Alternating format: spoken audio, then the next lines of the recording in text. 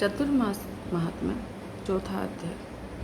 नारद जी ने पूछा, पितामह 18 प्रकार की प्रजाएं कौन कौन सी हैं?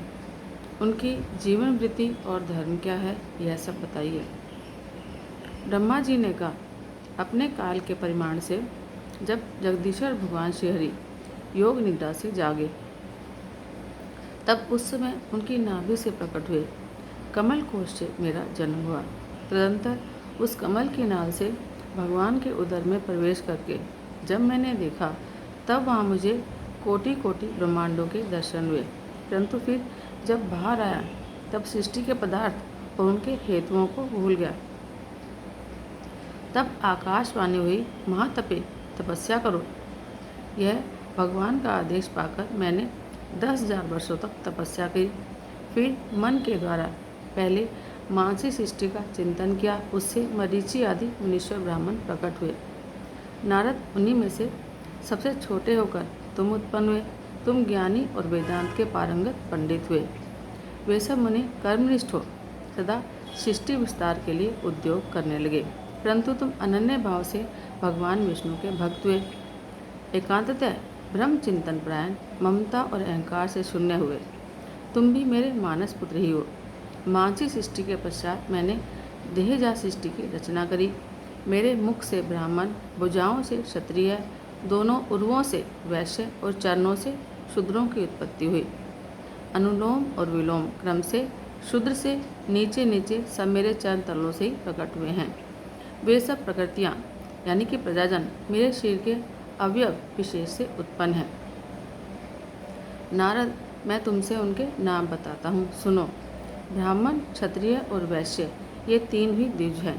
वेद, तपस्या, पठन, यज्ञ करना और दान देना, ये सब इनके कर्म हैं।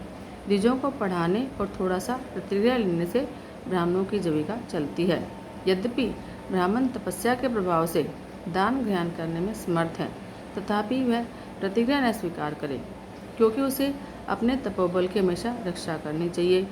वेद पाठ, विष्णु पूजन, ब्रह्म ध्यान, लोभ का अभाव, क्रोध न होना, ममता शून्यता, क्षमाशारता, आर्यता यानी कि श्रेष्ठ आचार का पालन, सत्कर्म परायणता, दान रूपी कर्म और सत्य भाषण आदि सद्गुणों से जो सदा विभूषित होता है, वह ब्राह्मण कहलाता है।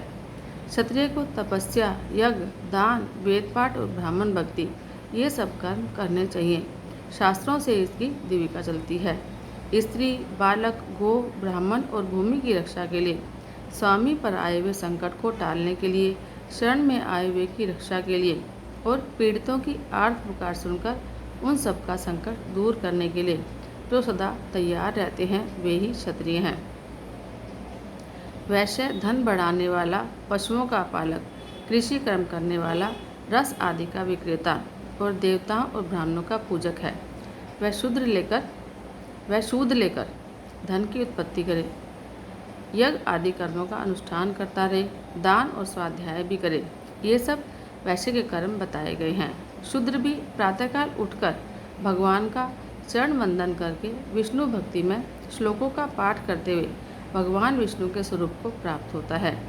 जो वर्ष में आने वाले सभी व्रतों का विधि, तिथि और वार के अधिदेवता की प्रसन्नता के लिए पालन करता है और सब जीवों को अन्न दान करता है, वह शूद्र गृहस्थ श्रेष्ठ माना गया है। वह वेद मंत्रों के उच्चारण के बिना ही इस लोक में सर्व कर्म करते हुए मुक्त होता है। चातुर्मास्य का व्रत करने वाला शूद्र भी श्रीहरि के स्वरूप को प्राप्त होता है। महामुने, सभी वर्णों, आश्रमों और जातियों के लिए भगवान विष्णु की भक्ति सबसे उत्तम मानी गई है। जो पवित्र मन वाला मनुष्य इस परम पवित्र पुराण को पढ़ता या सुनता है, वह पूर्व जन्मों के उपार्जित समस्त पापों का नाश करके श्री विष्णु की आराधना में तत्पर हो भगवान विष्णु लोक को प्राप्त होता है, उनके परम धाम को जाता है।